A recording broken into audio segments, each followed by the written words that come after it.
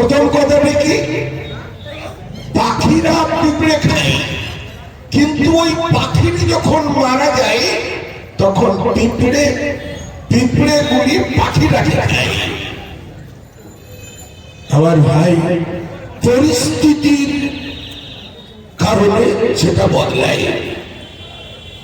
একদিন এমন হয় আমি আমার মনোবলে, শক্তি বলে, অর্থের বলে বহু মানুষের উপরে অত্যাচার অনাচার করি, কিন্তু একদিন এমন হয়, এমন একদিন হয়ে যায় যেদিন বাড়ির রাখাল মনিবের সম্পত্তি ক্রয় করে নেয়, কিনে নেয় না? বাড়ির রাখাল যে ছিল এককালে রাখাল, আবার আল্লাহ তাআলা পরিস্থিতি বদল করে ওই মনিবের সম্পত্তি রাখালকে দিয়ে ক্রয় করা। এটা হয়। এর আসল রহস্য কি? অর্থাৎ আল্লাহ বলতে চান, তুমি শক্তিশালী, শক্তির গরমে নিজেকে তাকাব্বুর অহংকার করো না। আজ তোমার শক্তি আছে, কাল কিন্তু বদলেও যেতে পারে। জি, এখন বসো, এখন 1 ঘন্টা ফাঁকা বক্তৃতা করবো। আমি মানুষকে কিছু নতুন কিছু দিতে হবে। এখন বসতে হবে, 1 ঘন্টা বসে, 1 ঘন্টা ঘুরে বেড়ালে হবে না। একটু বসিয়ে দেন, আমি কিছু কথা বলবো আগে। জি, আমার ভাইরা, আমার বাপদিরা, এ হচ্ছে আসল কথা। 3 নম্বর কথা কোনটি? 4টে জিনিস মানুষকে ধ্বংসে পরিণত করে দেয়। নাম্বার 1, অহংকার মানুষকে শেষ করে দেয়। নাম্বার 2, মিথ্যা বলার অভ্যাস মানুষকে শেষ করে দেয়।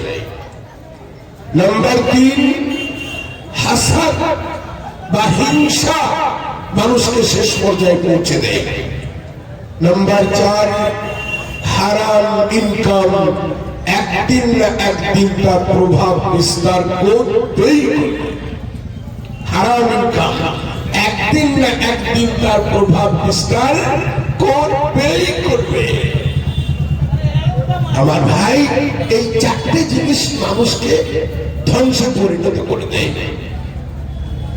4র্থ নম্বর কথা, এটা আমি ভূমিকা স্বরূপ বলছি। 4র্থ নম্বর কথা,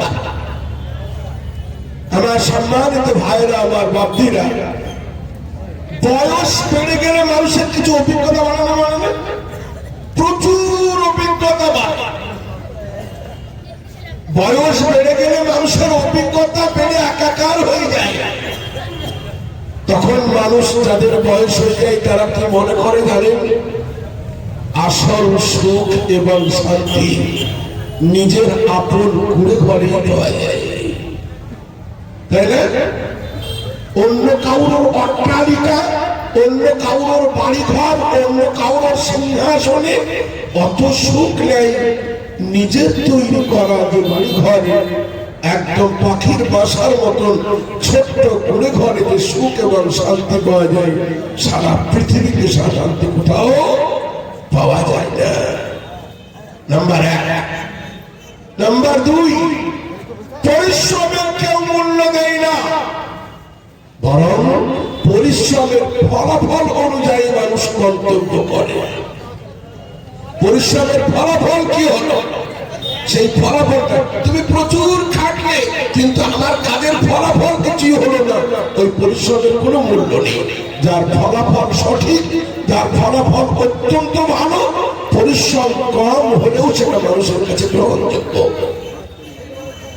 আর একটা অভিজ্ঞতা হয়, আরে বন্ধুত্বালি, এ প্রেম, এ ভালোবাসা, এগুলো টেকসই নয়। আজ কোন স্বার্থের কারণে তার সাথে আমার প্রেম ভালোবাসা সব থাকবে, কিন্তু বৃদ্ধ অবস্থায় জানবে প্রেম ভালোবাসা তো নিজের সন্তান এবং নিজের স্ত্রী ছাড়া সকলের সঙ্গেই ধোঁকা খেয়ে গেছে, তাই না? সকলের সঙ্গেই মানুষ ধোঁকা খেয়ে যায়। আমার সম্মানিত ভাইরা, আমার বাপদিরা, হযরত সুলাইমান আলাইহিস সালাম একদিন এক কাককে ডাকলেন, কাক, কাউয়াকে, আরে কাক, বলতে পারিস তুই এমন একটি পাখি, জীবনে তোর স্ত্রী মারা গেলে, জোড়া মারা গেলে, আর জীবনে জোড়া করিস না কেন? নতুন কথা শুনুন, কাক জীবনে কোনোদিন দ্বিতীয় জোড়া বাঁধে না। কবিতার বাঁধে, মোরগের তো জোড়া সীমা নেই, কবিতার বাঁধে, বকুক বাঁধে, যেটা ছিল জোড়া, যেটা মাদা ছিল, মরে গেলে আবার একটি মাদার সঙ্গে ভালোবাসা আরম্ভ করে। কিন্তু কাক এমন একটা চতুর পাখি, এত বুদ্ধিমান পাখি, যে পাখিটি আর দ্বিতীয়বার জোড়া বাঁধে না। সুলাইমান আলাইহিস সালাম জিজ্ঞেস করছেন, কাক, তুই এমন একটি প্রাণী, এমন একটি পাখি, আর জীবনে জোড়া বাঁধিস না কেন? তো কাক কি বলতে শুনুন, কত বড় শিক্ষার কথা বলতে শুনুন। কাক বলছে, হে নবী, আমি যার সঙ্গে জোড়া বাঁধবো সে কিন্তু বিপদে পড়ার কারণে আমার সঙ্গে জোড়া বাঁধতে আসছে।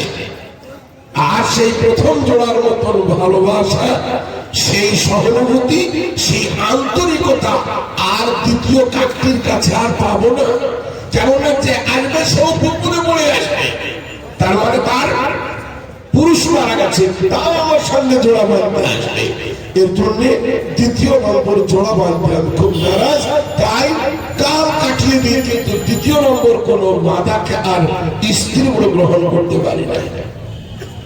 আমার সম্মানিত ভাইরা, আমার বাপ্তিরা, এখানে লোকায়িত আছে কি, প্রথম স্ত্রী যে হয় তার যে ভালোবাসা, তার যে মনোবল, তার যে সহানুভূতি, এটা আর দুনিয়ায় খুঁজে পাওয়া যায় না।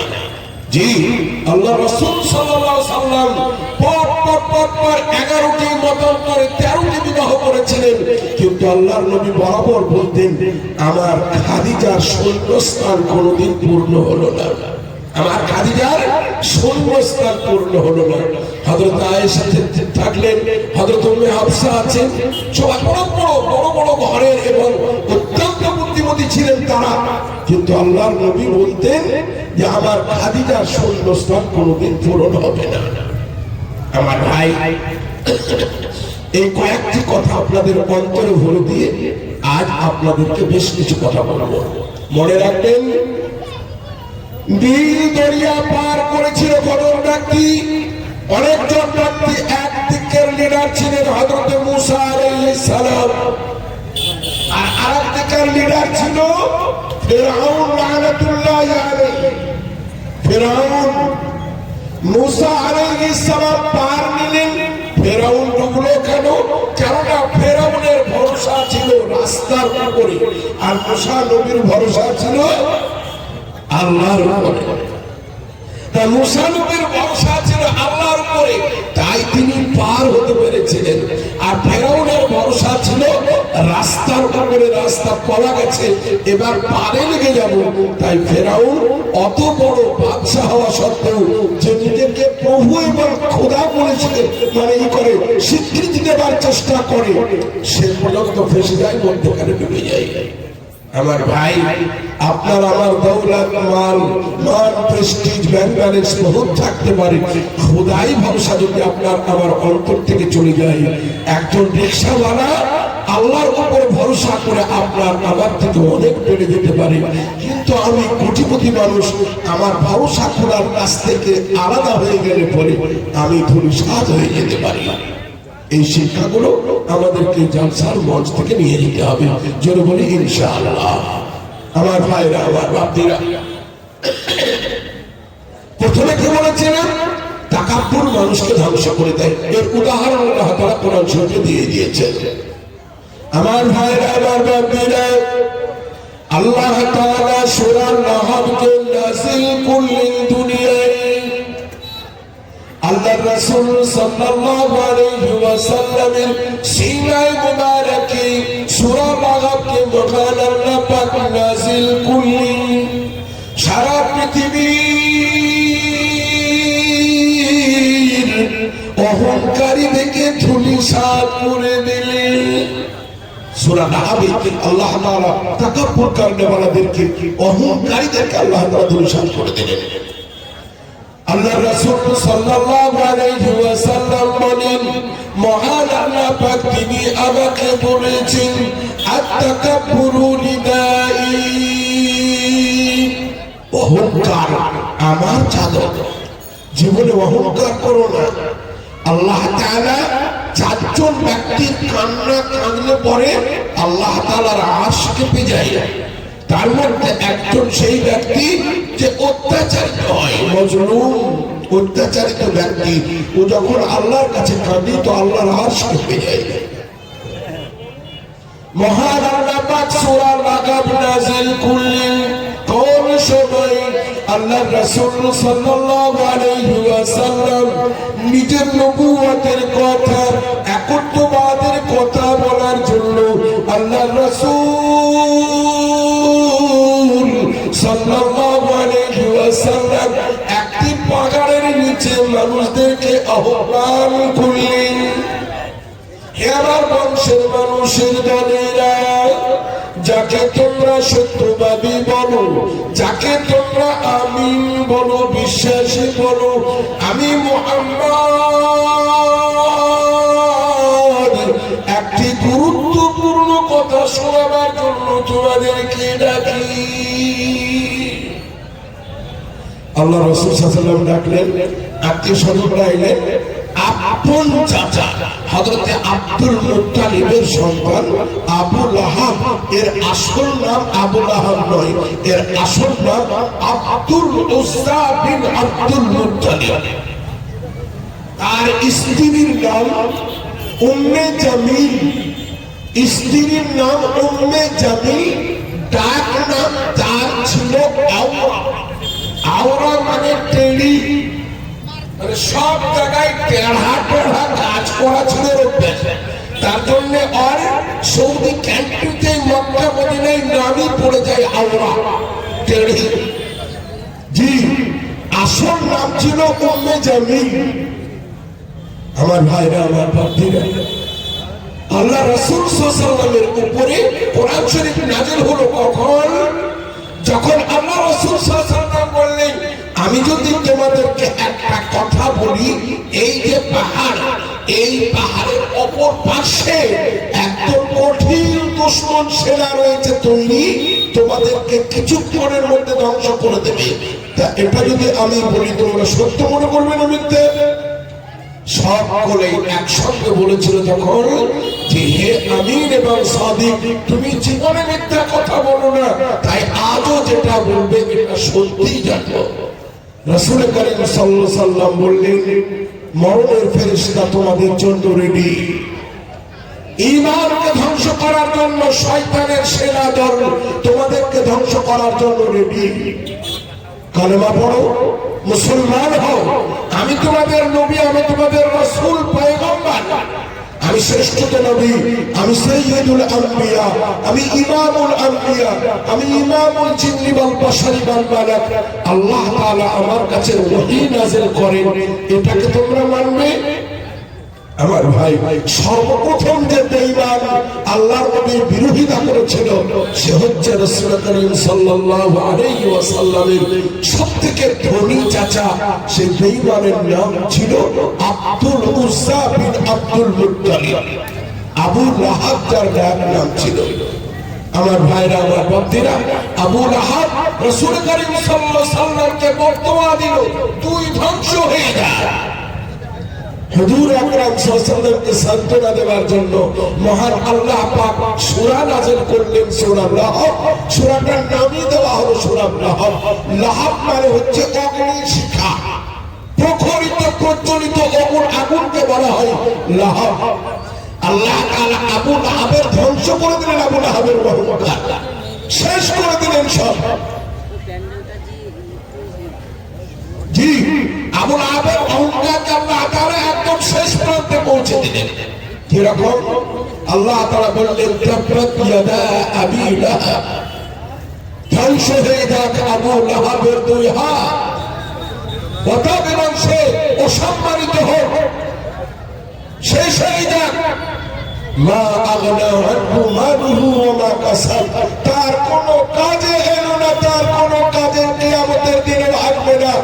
তার সন্তান তার মার দৌলত এবং তার সন্তান।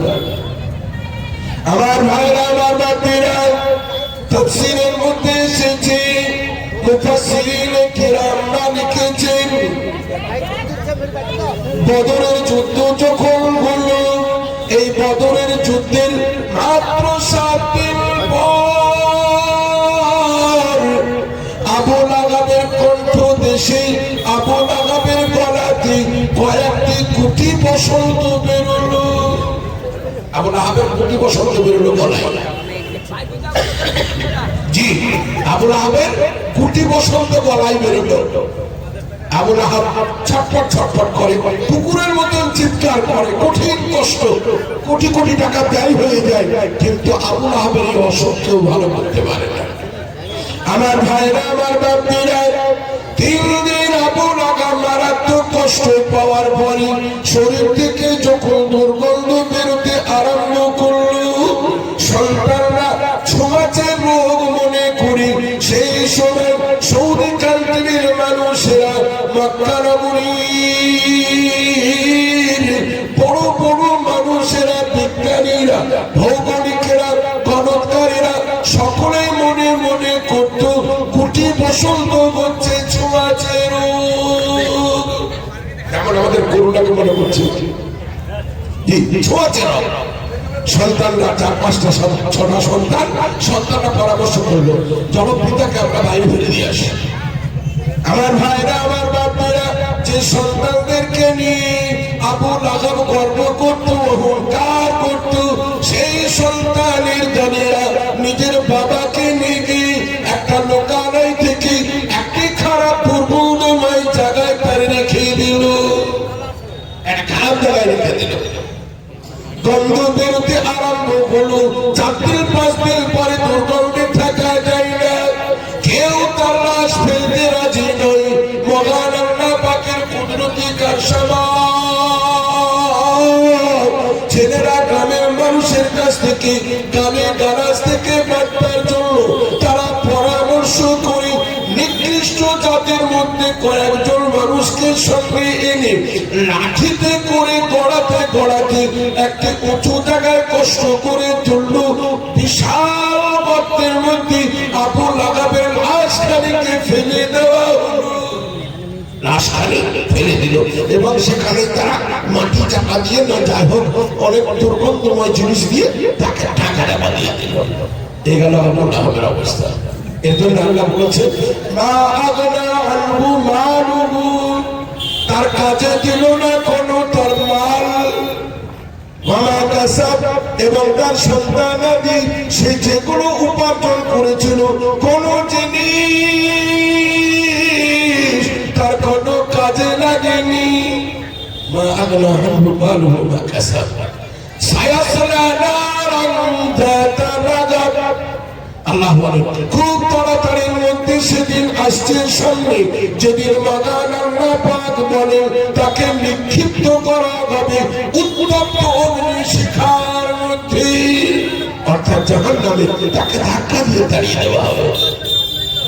ওয়ামরাআতুহু হাম্মালাতাল হাতাব, ওয়ামরাআতুহু, আর তার স্ত্রী, আল্লাহু আকবার, এই এত বেঈমান ছিল যে কাফের বেঈমানরা যারা নবীর শত্রুতা করত তাদের সহযোগিতা করত।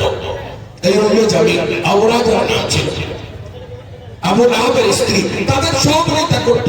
আর গ্রামে বিবাদ লাগানোর মূল নায়িকা ছিল।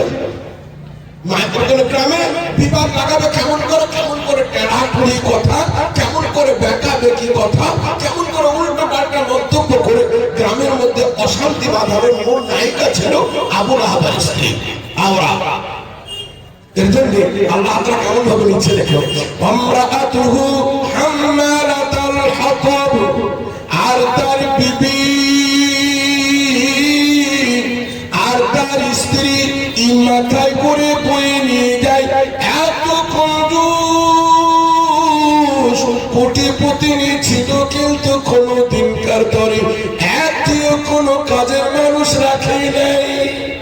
এমনকি জানান পর্যন্ত নিজে জঙ্গলে গিয়ে কাঠগুলোকে, খড়িগুলোকে একত্রিত করে মাথায় খেজুরের লগড়া দিয়ে দড়ি পাকিয়ে গলায় সুন্দর করে বেঁধে সেই জ্বালানগুলিকে মাথায় নিয়েছে বাড়িতে আগুন জ্বালাতো। এত কঞ্জুস ছিল, এতটা টাকা পয়সার দরকার ছিল। আল্লাহু আকবার। এটা আল্লাহ তাআলা কোরআন শরীফে তাফসীর করে বলেন। আর একটা তাফসীরের মধ্যে এসেছে যে যেমন দুনিয়ার মুখে লাকড়ি এবং ইন্ধন অর্থাৎ আগুন জ্বালানোর জ্বালানি যেমন নিয়ে আসতো, কাল কিয়ামতের দিনে যখন তার স্বামীকে জাহান্নামে নিক্ষিপ্ত করা হবে, এখন কবরের আগুনে জ্বলছে, তখন তাকে হাবিয়ার সব থেকে নিম্ন জায়গায় রাখা হবে। উত্তপ্ত আগুন যখন দেওয়া হবে, সেই সময় তার বিবি সে নিজে জাহান্নামের কাঠ খড়ি নিয়ে গিয়ে নিজের স্বামীকে বেশি করে পোড়ানোর জন্য নিজেই কাঠ খড়ি দেবে। এটা দ্রুত শেষ। আমার ভাইরা, আমার ভক্তরা, তো তার স্ত্রী হাম্মালাতুল হাতাব ইতো মাথায় করে বোঝা নিয়ে যেত কাঠখড়ি। তো কিয়ামতের দিনের পরে ওর বেচারা তার আপা যখন জাহান্নামে যাবে, তো জাহান্নামের কাঠখড়ি নিজে নিজের স্বামী তলায় দেবে, নিজেও আগুনে পড়বে, স্বামীকেও আগুনে পড়াবে। আর তার গলায় পরিহিত হবে কি খাজুরের লগড়া দিয়ে সবুজ রঙের ছাল চামড়া বের করে সেগুলোকে পাকিয়ে পাকিয়ে দড়া বেঁধে সে নিয়ে আসতো। তাই তাকেও জাহান্নামে আগুনের তৈরি করা দড়া পাকিয়ে পাকিয়ে তার গলায় বেঁধে দেওয়া হবে। আর ওই অবস্থাতেই থাকবে যেমন দুনিয়ায় ছিল। কি শেষ করলেন আল্লাহ তাআলা? অহংকারীর অহংকারকে চূর্ণ করে দিলেন। যে মালের অহংকার ছিল, আল্লাহ বললেন মা আগনা আনহু মালুহু ওয়া মা কাসাব। এটা আল্লাহ তাআলা বলে দিলেন। এরপরে আমার ভাই, জীবনে কোনোদিন আপনি আমি অহংকার করব না। একবার জোরে বলি ইনশাআল্লাহ। আল্লাহ তাআলা আপনাকে আমাকে অহংকার থেকে বাঁচিয়ে নেন। জোরে বলি আল্লাহুম্মা আমিন। আমার সম্মানিত ভাইরা, আমার বাপজিরা, এটা আমার বলার জন্য যান ছটফট করছিল, তাই আমি নিজেও শিক্ষা নিলাম আর আপনাদেরকেও একটা কথা শোনালাম যে তাকাব্বুর মানুষকে শেষ করে দেয়। অন্যান্য কথাগুলো আবার কোনদিন বলবো ইনশাআল্লাহ। দ্বিতীয় নম্বর একটা কথা বলি, আমার ভাইরা, আমার বাপজিরা, আল্লাহ রাসূল সাল্লাল্লাহু আলাইহি ওয়াসাল্লাম সাহাবায়ে কেরামদের মজলিসকে আগে কাজ করে নিতেন। আগে দেখতেন আমার সাহাবায়ে কেরামদের কোন জিনিসের উপরে চাহিদা আছে, সেই জিনিসকে নবী করিম সাল্লাল্লাহু আলাইহি ওয়াসাল্লাম সাহাবায়ে কেরামদের সামনে উত্থাপন করতেন। আমার ভাইরা, আমার বাপজিরা, আল্লাহ রাসূল সাল্লাল্লাহু আলাইহি ওয়াসাল্লাম একদিন সাহাবায়ে কেরামদের মজলিস রাসূল করিম সাল্লাল্লাহু আলাইহি ওয়াসাল্লাম বললেন, হে আমার সাহাবায়ে কেরামের দল, আমি নবী আমার উম্মতের নরনারীর মধ্যে একজন জাহান্নামী ব্যক্তি, সে নিজে পাপ বেশি করার কারণে জাহান্নামে যাবে। আর জাহান্নামে তাকে দাঁড়িয়ে দেওয়া হবে জাহান্নামের গভীরতার উপরে একটি উঁচু জায়গায়। এর গুনাহ অত্যন্ত বেশি, কিন্তু নেকি একদম নাই। নেকি শেষ হয়ে গেছে, পালা গাড়ি পালা ওজন করতে গিয়ে এর নেকি কম হয়ে গেছে আর গুনাহ অত্যন্ত বেশি হয়ে গেছে। তো আল্লাহ তাআলা জাহান্নামে দেবেন না কেন? মুমিন মুসলমান ঈমান আছে তার অন্তর, তার জন্য আল্লাহ তাআলা ডাইরেক্ট জাহান্নামে না দিয়ে কোথায় রাখবেন? জাহান্নামের একটা উঁচু টিলাই, যেটা অত্যন্ত গভীর, জাহান্নামের আগুন তপ্তপ করে জ্বলবে। আর আল্লাহ তাআলা ফেরেশতাদেরকে বলবেন ওর মুখটাকে ঘুরিয়ে দাও, ওর মুখটাকে ওই দিকে ঘুরিয়ে দাও।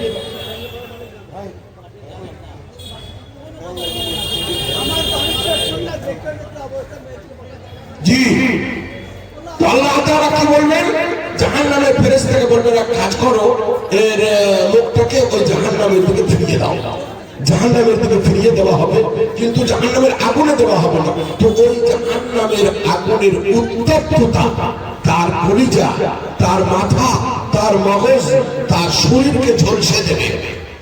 আল্লাহ রাসূল সাল্লাল্লাহু আলাইহি ওয়াসাল্লাম বলছেন, আমার উম্মতের নরনারীর মধ্যে এই লোকটি হবে একদম শেষ দুর্ভাগা। এরপরে এর আগে যারা ছিল আল্লাহ তাআলা তাদেরকে ক্ষমা করে কোটি কোটি বছর আগে জান্নাতে নিয়ে চলে গেছেন, জাহান্নাম থেকে বাঁচিয়ে। কিন্তু এই একদম শেষ বান্দা হবে। আমার ভাইরা, আমার বাবারা, আল্লাহ রাসূল সাল্লাল্লাহু আলাইহি ওয়াসাল্লাম বলেন, কাল কিয়ামতের দিন এই বান্দা যখন ঝলসে যাবে, মহান আল্লাহ পাককে ডাক দেবে, ইয়া রহিম ইয়া করিম, হে দয়াবান হে দয়াশীল মহান আল্লাহ পাক, আপনি আমাকে হেফাজত করুন। বান্দা ডাক দেবে, আল্লাহ তাআলা তখন ফেরেশতাদেরকে বলবেন, বান্দা আজকে আমাকে রহিম রহমান বলে ডেকেছে, রহিম ও করিম বলে ডেকেছে, এর জন্য ওকে আমি জাহান্নাম থেকে বাঁচাবো। মহান আল্লাহ পাক প্রথম নম্বর স্টেজ তৈরি করবেন, প্রথমেই বলবেন জাহান্নামের ফেরেশতা, জাহান্নামের দারোগা মালিককে বলবেন, মালিক এক কাজ করো, ওর চেহারাটিকে জাহান্নাম থেকে ফিরিয়ে অন্য দিকে দাও। জাহান্নামের দিকে চেহারা ফেরানো ছিল, আল্লাহ রহম করম করে তাকে একটু পাল্টি মেরে দেবেন, দিয়ে ওদিকে আর চেহারা থাকবে না, ওদিকে পিঠ হয়ে যাবে। আমার ভাইরা আমার বাপীরা, এবার হাদিসের মধ্যে এসেছে আল্লাহ রাসূল সাল্লাল্লাহু আলাইহি ওয়াসাল্লাম বলেন, যেমন তার চেহারা কানি ফিরিয়ে দেওয়া হবে, সেই সময় বান্দা লক্ষ্য করে দেখবে যেখানে আমি রয়েছি তার মাত্র কয়েক হাত দূরে মানুষ বড় আনন্দে রয়েছে, সেখানে সুন্দর গাওয়া বাতাস রয়েছে, সুন্দর সুন্দর গাছের ছায়া রয়েছে, সুন্দর শিশুতল ছায়াগুলি মানুষকে আরাম কেদারার মতন রেখে দিয়েছে। তার নজরে যখন ওটা ফেরাফিরি করবে, তখন মহান আল্লাহ পাককে কাঁদতে লাগবে, আবার আল্লাহ পাককে ডাকবে, ইয়া রাহিম ইয়া করিম, হে রব্বুল আলামিন মেহেরবানি করে সামনে যে জায়গাটা দেখতে পাই, মেহেরবানি করে ওই জায়গায় একটু আমাকে নিয়ে যাও। তোমার মতন দয়াবান খোদা তো আর কেউ নাই, কার কাছে চাইবো রে মালিক, কার কাছে বলবো রে খোদা, তুমি রহিম তুমি করিম, দয়া করে আমার জায়গাটুকু একটু বদলাই দাও। যেমন বলবে আল্লাহ পাক বলবেন বদলে দেবো, কিন্তু একটা বাক্যা ওয়াদা করতে হবে, তুই ওই জায়গায় যাবি আর যাওয়ার পর আমাকে আর অনুরোধ করবি না, আর আমাকে রহিম করিম করবি না, আর আমাকে আর অনুরোধ করবি না জায়গা বদলাবো। বল ঠিক করে বল। বান্দা বলবে, হে আল্লাহ তুমি আমাকে আমার মুখটা বদলে দিয়ে যা করেছো, এই তো তোমার শুকর আদায় করতে পারছি না খোদা, তোমার ইজ্জতের কসম করে বলছি, সত্যি তুমি আমাকে সামনে যে ছায়াগুলো আছে না, এই ছায়াটা আমাকে পৌঁছে দাও। আমি কান ধরে বলছি, আর তোমার কাছে আমি কিচ্ছু চাইব না। মহান আল্লাহ পাক অত্যন্ত মেহেরবানি করে তাকে ওই 200 কদম দূরে যে ছায়া দেখতে পাওয়া যাচ্ছে, এই ছায়ায় মহান আল্লাহ পাক নিয়ে যাবে না। আমার ভাইরা আমার বাচ্চারা, 40 বছর তার ওই ছায়ায় কেটে যাবে। আল্লাহকে বলবো, রব্বুল আলামিন এত সুন্দর জায়গা মনে হয় পৃথিবীতে কোথাও নেই, এত সুন্দর আরাম মনে হয় কোনো জান্নাতে পাইনি, এত সুন্দর আরাম কেউ মনে হয় পাইনি, আমি সবথেকে বেশি আরাম পেলাম। আমার ভাইরা আমার বাপীরা, মহান আল্লাহ পাকের কুদরত দেখুন। কার বদলে তা শেষে গিয়ে বলছি, কিসের বদলে আল্লাহ এমনি করছেন। এইবার কিছুক্ষণ পরে 40 বছর পরে যখন লক্ষ্য করবে, হঠাৎ করে দেখতে পাবে সুন্দর একখানি দরজা, আর দরজার ভিতরে দেখতে পাবে ফসফরাস ফসফরাস সোনা চাঁদি হিরে কাঞ্চন মণি মুক্তার পাহাড়, দেখতে পাবে সুন্দর সুন্দর নহরগুলি প্রবাহিত হয়ে যায়।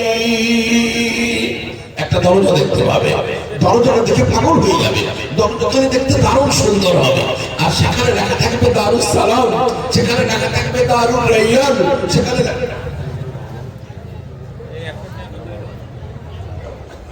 আলহামদুলিল্লাহ আলহামদুলিল্লাহ আল্লাহ লাখ লাখ শুকর। বাহ, আমার ভাই জনাব জুল্লুর রহমান সাহেব পিতা আলাউদ্দিন 20,000 টাকা উনি দেবো বলেছেন, ইনশাআল্লাহ আমি এই আদেশটাকে ওই জায়গাতে নিয়ে যাচ্ছি, আমার জুল্লুর রহমান ভাইয়ের কাছে নিয়ে যাচ্ছি ইনশাআল্লাহ। শেষ করে দিন আমার ভাইরা আমার বাপেরা, এই বান্দা যখন এখানে যাবে না, এই বান্দা যেমনই ওইখানে যাবে তো আল্লাহ তাআলা বলবেন, আল্লাহকে বলবেন, ইয়া আল্লাহ আমাকে ওই ওই দরজায় একটা পৌঁছে দাও। আল্লাহ তাআলা বলবেন, দেখ তুই এর আগে বললি যে আমি কিছু চাইবো না, যেখানে আমাকে পৌঁছে দেবে আল্লাহ দয়া করে এই বাড়িতে পৌঁছায় দাও, আমি আর বদলাতে চাইবো না। কিন্তু তোকে দুবার বদলালাম, এই তৃতীয়বার হচ্ছে কিন্তু আর কিন্তু বদল কিচ্ছু হবে না, এবার বদলালে তোর অবস্থা খারাপ হবে। বলে আল্লাহ এই কান ধরে উঠবোস করলাম আর একটুও বদলাবে না, তুমি শুধু ওই দরজার কাছে পৌঁছায় দাও। আল্লাহ তাআলা মেহেরবানি করে এই দেখেন আমার মেয়েদের মহিলা প্যান্ডেল থেকে 8,900 টাকা আছে। আলহামদুলিল্লাহ, একবার জোরে বলি নারে তাকবীর। মা বোনদের ইচ্ছা, মা বোনদের দোয়া যদি না করি আমার ভাই বুঝতেই পেরেছেন, মা বোনদের দোয়া যদি ঠিক মতো না করা হয় তো মা বোনরা আবার কিছু করে পয়সা বেঁধে নিয়ে পালাবে না, মানে মনে জি। আর আমি নুরুল সাহেব ইনশাআল্লাহ মা বোনদেরকে এক পয়সাও নিয়ে দেবো না, এটা আমার বিরাট বড় করে যায় আশা ইনশাআল্লাহ। আলহামদুলিল্লাহ, আমার মায়েরা যে প্যান্ডেল থেকে 8,900 টাকা দিয়েছেন তাদের জন্য দোয়া করি। আলহামদুলিল্লাহ, আরেকটা মনে আছে আমি ঠিকঠাক বলছি ইনশাআল্লাহ। আলহামদুলিল্লাহ আলহামদুলিল্লাহ, এই প্যান্ডেলের মা বোন আমার মিলিয়া 8,900 টাকা দিলেন কোরআন ভাবিয়া। কোরআনের মধ্যে আল্লাহ যত হরফ লক্ষ কোটি নেকি দিল তুমি দয়াময়, সুখ শান্তি দিল খোদা মায়েদের সংসারিতে, তারিখে কবুল করো আরো সুখ হইতে, মায়েদের ডাকে ফুল কানে দুল কোমরে বিছা দিও, সোনার পালঙ্ক কাকে শোয়াইয়া দিও, গলে দিল নানা খোদা পায়ে দিও তোরা, জান্নাতে স্বামীর দিল মিলাইয়া জোড়া, ছেলেদেরকে চাকরি বাকরি দিল খোদা দুনিয়া ভিতরি। এই দোয়া করি খোদা তোমার দরবারে, আরো দোয়া করি খোদা মনে বড় আশা, মায়েদের অন্তরে দিল স্বামীর ভালোবাসা। একবার জোরে বলি নারে তাকবীর, আরেকবার জোরে বলি আল্লাহুম্মা আমিন। আলহামদুলিল্লাহ, এটা হলো 8,900 টাকার দোয়া। আর এইটা যদি 8,000 টাকাটা খোদার কসম যদি ডবল হয়ে যেত না, 17,800 টাকা যদি ডবল হয়ে যেত তো দোয়া এমন কোয়ালিটি বেড়ে যেত আপনি চিন্তা করতে পারবেন। জি ইনশাআল্লাহ ইনশাআল্লাহ। আর মায়েদের জন্য একটা পুরস্কার বলি, আমার মায়েরা আমার জননীরা, আল্লাহ রাসূল সাল্লাল্লাহু আলাইহি ওয়াসাল্লাম বলেন, স্বামী যখন কাজ কর্ম করি বাড়িতে যখন প্রবেশ করবে স্ত্রীর সঙ্গে সঙ্গে ঠান্ডা পানি নিয়ে একবারের জন্য দাঁড়াবে, হাসি পাই না তবুও কিন্তু একবারের জন্য হাসবে। আল্লাহর নবী বলেন, খোদার জাতের কসম করে বলি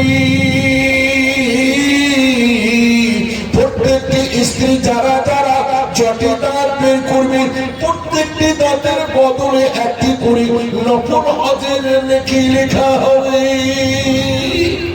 আর আমাদের স্ত্রীরা কেমন ছাই মাখানো গোবর মাখানো খায়, শাড়ি খানি পিঁধে থাক, আর যখন বেলনা গায়ে যাবি কখন পার্ক দেখতে যাবি, আমার গ্রামে একটা পার্ক হয়েছে, পার্ক জি কোটি কোটি টাকা হচ্ছে না। আল্লাহু আকবার, আল্লাহ রহমত, আপনাদের দোয়া এখনো পর্যন্ত আমার নজরে পড়ে জি। দোয়া করে যেন দেখতে না হয়, কেননা ওই পার্কের থেকে 100 গুণ বেশি বড় পার্ক এবং গুনাহের রাস্তা নয়, দেখার মতো জিনিস আল্লাহ দেখিয়ে দিয়েছেন। বড় বুজুর্গানের জন্য বরকত আল্লাহ তাআলা দেখিয়ে দিয়েছেন। আল্লাহু আকবার, এর জন্য ওসব মনে হয় না কিছু। যাই হোক আমার ভাইরা আমার বাপ্পিরা, আমাদের এমনি নেকি হবে। আর আল্লাহর নবী নিজের পবিত্র জবানে বলেন, জাহান্নামে কারা যাবে, আল্লাহর নবী প্রথম নম্বরে বলে যে মেয়েরা সাজগোজ করে নিজের স্বামী ছাড়া অন্য কাউকে দেখানোর জন্য যাবে, আল্লাহর নবী বলেন জাহান্নামে যাবে। এই মেয়েকে জাহান্নামে যাবে। তাহলে 8,900 টাকার দেওয়া হলো ইনশাআল্লাহ। দেখবো মায়েদেরকে তারা কোন জায়গায় পৌঁছতে পারে। আমি কোন হাদিসটি বলছিলাম, আমার সম্মানিত ভাইরা আমার বান্দিরা, আল্লাহ রাসূল সাল্লাল্লাহু আলাইহি ওয়াসাল্লাম পবিত্র জবানে কোরআন শরীফের ফজাইল সম্বন্ধে রাসূল করিম সাল্লাল্লাহু আলাইহি ওয়াসাল্লাম সাহাবায়ে কেরামদেরকে এমন করে বলেছেন, এই জন্য আল্লাহ তাআলা আপনাকে আমাকে ভালোবাসে, সেই জায়গায় নিয়েছেন। কিয়ামতের দিন বান্দাকে আল্লাহ তাআলা একটা করে তিনটে স্টেজ পার করলেন। এবার দরজায় দাঁড়িয়ে গেছেন জান্নাতের দরজায়। যেমন জান্নাতের দরজায় যারা বলে আল্লাহ আর চাইবো না তওবা করলাম আর নয়, আল্লাহ তাআলা কিন্তু মুচকি হাসছেন। আল্লাহ তাআলা হাসছেন, বান্দা আমার তুই জানিস না আমি কোন লীলা খেলা তোর জন্য লুকিয়ে রেখে দিয়েছি। আল্লাহ তাআলা হাসছেন। হযরত জিবরাইল বলছেন ইয়া রাসূলুল্লাহ মহান আল্লাহ আমাকে হাসি বেরিয়ে যাবে। যেমন বলা হযরত জিবরাইল সাল্লাল্লাহু আলাইহি ওয়াসাল্লাম হেসেছেন, নবী করিম সাল্লাল্লাহু আলাইহি ওয়াসাল্লাম হাসতে লেগেছেন। তাহলে তিনজন ব্যক্তি হাসেন না জানেন না? কে হাসলেন এই হাদিসটায়? একজন হাসলেন মহান আল্লাহ পাক কিয়ামতের দিনে হাসবেন, আর রাসূল করিম সাল্লাল্লাহু আলাইহি ওয়াসাল্লাম হেসে ফেললেন। বান্দাকে বলল আর চাইবো না, কিন্তু আরেকটা চাইবার স্টেজ আছে। আমার ভাইরা আমার বান্দিরা, চতুর্থ নম্বর মহান আল্লাহ পাক তার চোখের সামনে জান্নাতের সুন্দর ওই সমস্ত মহিমাগুলি, সমস্ত অনুগ্রহ অনুকম্পাগুলি সুন্দর করে বইয়ে দিবেন তার চোখের সামনে। রব্বুল আলামিন তোমাকে ওয়াদা করেছিলাম আমি আর জায়গা বদলাবো না, কিন্তু আমরা একবার তোমার নিজের বাড়িতে জায়গা বদলাতে হবে না, শুধু আমার ঘাড়ে ধরে একবার ধাক্কা দিয়ে দাও। কত চালাক দেখেন, ওখানেও চালাকি করবে। ভাই একটু আগে আসেন। জি আপনারা সময় দিলে আমি ইনশাআল্লাহ চলবে। আমার কাজে শেষ শুনলে পরে আমার হাই চেম্বার নিয়ে নেই। জি একটু সময় আগে আসেন। আলহামদুলিল্লাহ একবার নারে তাকবীর দিন, নারে তাকবীর। আলহামদুলিল্লাহ চপচপ করে আগিয়ে চলে আসে। কেউ বলছে মানুষ হবে না, অনেক ভাই কেউ বলছিলেন বাইরে মানুষ আছে ভেতরে নেই। আমি চাই ইনশাআল্লাহ ভেতরে মানুষ বেঁচে হবে, বাইরে মানুষ খুঁজে পাওয়া যাবে না। জি ইনশাআল্লাহ। আমার মা বোনরা আপনাদের কথা আমি একদম পেটে ভর্তি করে নিয়ে এসেছি আজকে। ইনশাআল্লাহ বহুত কিছু শোনাবো। অন্যান্য বক্তারা আপনাদের খিটকাল করে খুব, আর আমি ডাইরেক্ট মায়েদের কোন কোন জায়গায় আল্লাহ তাআলা একবার আশা করেছেন জান্নাতের ওয়াদা করেছেন আমি সেগুলো বলবো ইনশাআল্লাহ। এর জন্য আমার ভাইরা আপনারাও সবাই একটু সামনে সামনে আসেন, আর আমার ভাইরা একটু ভাই নওজওয়ান ভাইরা একটু সামনে সামনে এসো। জি কোরআন বলা ভাইরা আমার একটু আগে এসো। কোরআন বলা ভাইরা শোনো আমার আগে এসো, আগে এসো। সেই বছর এটা বলছে এটা 2025 সাল।